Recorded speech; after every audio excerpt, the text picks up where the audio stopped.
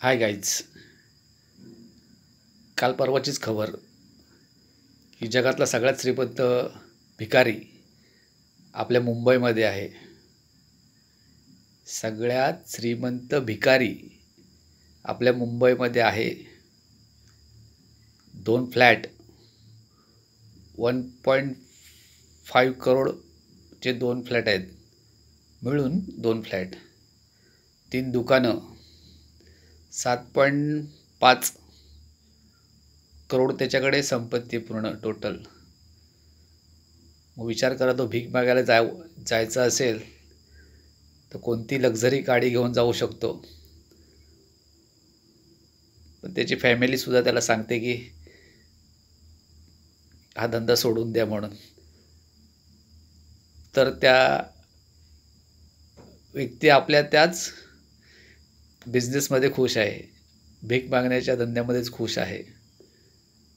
म्हणजे विचार करा, त्यांनी किती वर्ष एक काम सातत्याने केल्यामुळे आज त्याच्याकडे एवढी प्रॉपर्टी आहे. त्यांनी ठरवलं असतं तर,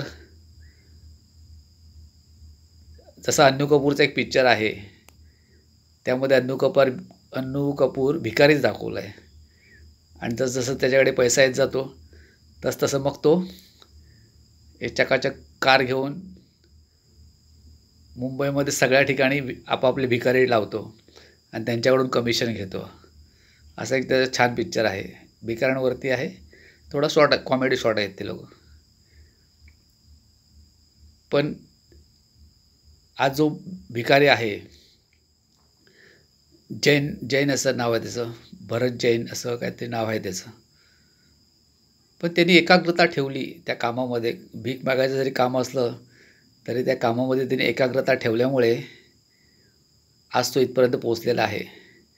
मुलंबाळं सुखी करू शकला. कामामध्ये एकाग्रता, मग ते कोणतंही काम असू दे, छोटं मोठं, पण त्यांनी ते करून दाखवलेलं आहे. तो भिकारी कसा होता, काय करून झाला, काय असं ते कुणीत किती दिले, त्याच्यापेक्षा त्याची जी एकाग्रता होती, कामाबद्दलची आपुलकी होती, कामाबद्दलचं प्रेम होतं, ते लक्षात ठेवा. आणि जास्त या मोबाईलमधून बाहेर पडा आणि आपल्या आपल्या कामामध्ये लक्ष द्या. काम करताना मोबाईल घेऊच नका. काम करताना मोबाईल घेऊच नका. जर तुम्ही 8 तास ड्युटी करताय, 8 तासामध्ये मोबाईल घेऊच नका. जर तसं काम असेल तर.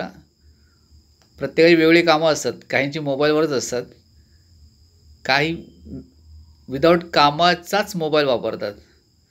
सकाळी उठल्यापासून ते कामावर निघेपर्यंत किती वेळा तरी ते मोबाईलमध्ये बघतात, काही गरज नसताना. सकाळी उठल्यावरती आपली सगळी कामं आवरल्यानंतर निघताना मोबाईल बघायचा, मेसेज बघायचं, काय आहे कंपनीचा मेसेज, कुठचा मेसेज आहे ते बघायचं आणि कामावर निघायचं. तसं दिवसभर काम करायचं. लंच टाईममध्ये सुद्धा तसंच करतात. लंच करत असताना मोबाईल हातात असतो, काय खातो काय खात नाही त्याच्याकडे लक्षच नसतं. असं करू नका. कामात लक्ष द्या. जसे त्यांनी कोटी कमवले तसे तुम्ही आपण पण कोटी कमवूया. पण कामामध्ये एकाग्रता ठेवल्यामुळे आपलं ते काम सोपं होईल. आणि आजकालचं हे जीवनच असं आहे की कामामध्ये एकाग्रता ठेवलात तर तुम्हाला करोडो अरबो रुपये मिळतील कोणत्याही कामामध्ये. पण काम ते आपल्या आवडीचं असायला हवं, तर त्यामध्ये तुम्ही यशस्वी व्हाल. चला ठीक आहे, नेक्स्ट व्हिडिओमध्ये भेटूया. Good day.